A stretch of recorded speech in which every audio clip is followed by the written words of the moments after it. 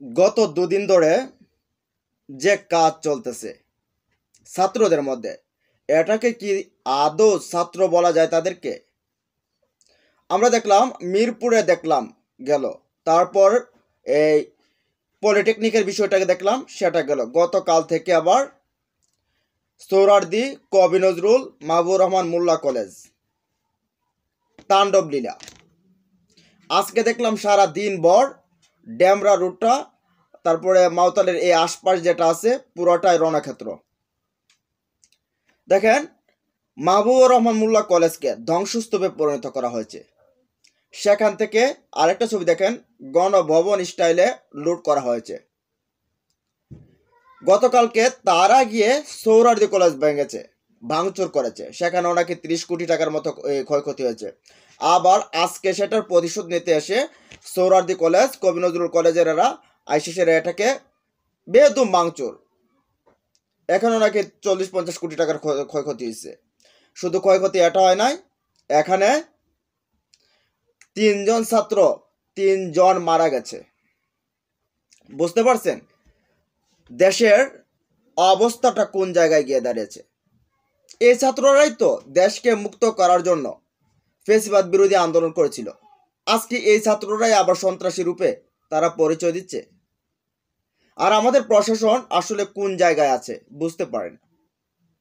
প্রশাসনের যদি দুর্বলতা থাকে তাহলে কোনোভাবে রাষ্ট্র কাঠামোকে ঠিক করা সম্ভব না। পুলিশ কেন অ্যাকশন নিল না? কেন পেছন থেকে তাদের উপর কেন এরকম নির্দেশ দেওয়া হলো না যে অ্যাকশনে যাওয়ার? যখন এই 3টা মানুষ মারা যাচ্ছে, এই অবস্থা, রাস্তায় কেউ যেতে পারছে না, রাস্তা টোটালি বন্ধ, ভাঙচুর, পুলিশকে কেন পাওয়ার দেওয়া হচ্ছে না? পুলিশকে কি পাওয়ার দেওয়া হচ্ছে না? পুলিশকে পাওয়ার দেওয়া হচ্ছে, কিন্তু পুলিশ যাচ্ছে না কেন? আজকে আমরা দেখলাম সার্জিসে হুঙ্কার দিতেছে, আসিফ মাহমুদে কথা বলতেছে। এখন এই আসিফ আর এই সার্জিসের কথা তারা মানবে? তাদের যে অ্যাক্টিভিটিস দেখা গেছে, তাদের যে এই বডি ল্যাঙ্গুয়েজ দেখা গেছে, তারা মানবে? তাদের কাছে তো মনে হয় যে আজকে যে ঘটনা আমরা দেখতে পারছি, যে ছাত্রদের কাছে যে ঘটনা আমরা দেখতে পারছি, সারা দিন ভর যা চলছে, এটা তো স্বীকৃত সন্ত্রাসীরাও এরকম ধরনের তাণ্ডব চালায় না। আজকে ছাত্রদের কাছে কি জাতি আশা করবে? এই ছাত্রদেরকে কি আশা করবে তাদের কাছ থেকে? আজকে মানুষের কাছে গেলে মানুষ কথা বলে যে আল্লাহ যে এদের হাত থেকে কবে বাঁচাইবে। বুঝতে পারছেন? এতদিন মানুষ বলতো যে ফেসিবাদ থেকে মানুষ কিভাবে মুক্তি পেত, এখন বলে যে ছাত্ররা যা শুরু করছে তাদের হাত থেকে কিভাবে জাতি বাঁচতে পারবে। এই যদি একটা রাষ্ট্রের কাঠামোর অবস্থা হয়, এখানে টোটালি ভাবে সরকার ব্যর্থ। আমরা যেটা দেখতে পাচ্ছি টোটালি ভাবে সরকার ব্যর্থ, প্রশাসন ব্যর্থ। না হলে সেনাবাহিনীকে ফুলি পাওয়ার দেওয়া হোক, বলে দেওয়া হোক যে এগুলোকে ঠান্ডা করা হোক, পুলিশকে বলে দেওয়া হোক। এগুলো পুলিশ সেনাবাহিনী ভালো করে জানে যে কিভাবে তাদেরকে ঠান্ডা করতে হয়। এখানে এই দেশ আমরা জীবনে মানুষ হওয়ার না, এই বাংলাদেশিরা মানুষ হওয়ার মতো না। আমাদেরকে যতই সভ্যতা দেখান, যতই ভালো কিছু দেখান, আমরা ঘুরে ফিরে সেই অন্ধকারটায় যেতে রাজি। আমরা ঘুরে ফিরে সেই অন্ধকারটাতে যেতে রাজি। এই যে 3টা প্রাণ চলে গেছে, কি হবে? বিশ্ববিদ্যালয় ভাঙা, স্কুল কলেজ ভাঙা, এগুলো কোনো কাজের ভেতরে পড়ে? সরকার বিভিন্ন দিক দিয়ে আমরা দেখতে পারলাম কোনো দিকে সামাল দিতে পারে না। তাহলে তারা কেন এইসব দায়িত্বে বসে আছে? যখন মিরপুরের ঘটনা ঘটছে আমরা দেখতে পেলাম সেটা, তারপরে যখন এখানে সূত্রপাত শুরুতে হয়েছিল তখনই তো অ্যাকশনে যাওয়া দরকার ছিল, একেবারে সাফা করে দেওয়া দরকার। রুট কিভাবে খালি করা যায় সেটার অবস্থা কিন্তু প্রথমে নেওয়া দরকার ছিল। গরম পানি টানি মাইরা একেবারে সাফ করো, যেগুলো বিগত সময় আমরা ফেসিবাদ যেভাবে করছে দেখতে পাচ্ছি। আজকে বিভিন্ন মহল থেকে ষড়যন্ত্র করা হচ্ছে দেশটাকে কিভাবে ধ্বংস করা যায়, আর সেই ধ্বংস করার কারিগর হয়ে উঠছে এই ছাত্ররা। যে ছাত্ররা দেশটাকে ধ্বংসের হাত থেকে বাঁচিয়েছিল, ফেসিবাদের হাত থেকে বাঁচিয়েছিল, স্বৈরাচারের হাত থেকে বাঁচিয়েছিল, আজকে সেই ছাত্ররাই ধ্বংসের দিকে ঠেলে নিয়ে যাচ্ছে দেশটাকে। বুঝতে পারছেন? এটা কোনো কাজ পড়ে?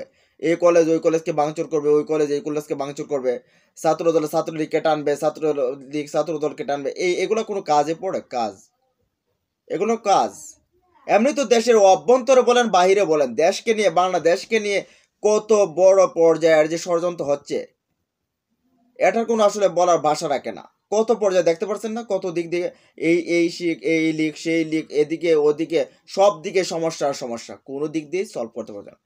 এখন স্বরাষ্ট্র মন্ত্রণালয়ের উচিত, স্বরাষ্ট্রমন্ত্রীর উচিত, স্বরাষ্ট্র উপদেষ্টার উচিত, যদি হ্যান্ডেল না করতে পারে তিনি পদত্যাগ করা। এভাবে একটা রাষ্ট্র কাঠামো চলতে পারে না, একটা প্রশাসন এভাবে চলতে পারে না।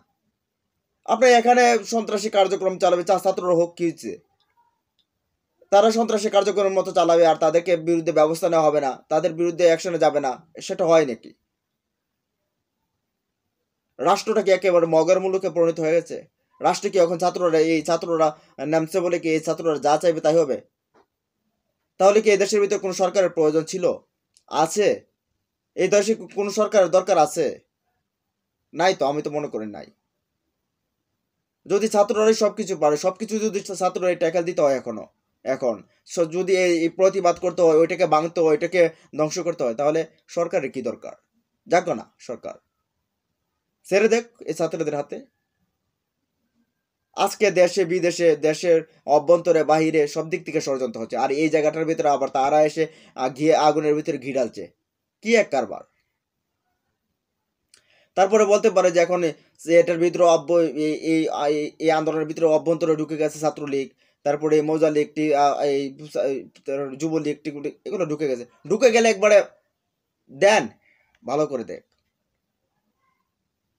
ডলা খাইলে, পুলিশের ঠিকভাবে যদি ডলা খাইতো, তাহলে এগুলোর সামনে এসে রাজপথে এসে সেরা দাঁড়াইতো না। পুলিশ জানে যে কিভাবে ডলা দিতে হয়, কিন্তু দেয় না, ওই যে ভয়টার কারণে কিন্তু দেয় না। কিন্তু এগুলোকে থামাতে তো হবে, না থামালে দেশ একেবারে চাঙ্গে উঠে যাবে। তো যাই হোক, প্রশাসনকে আরও বেশি অ্যাক্টিভিটিস এখানে দেখাতে হবে, এছাড়া কোনো উপায় নেই। যাই হোক, এ বিষয়ে আপনাদের মতামত জানাই দিন কমেন্ট বক্সে। ভালো থাকুন, সুস্থ থাকুন, আল্লাহ হাফেজ।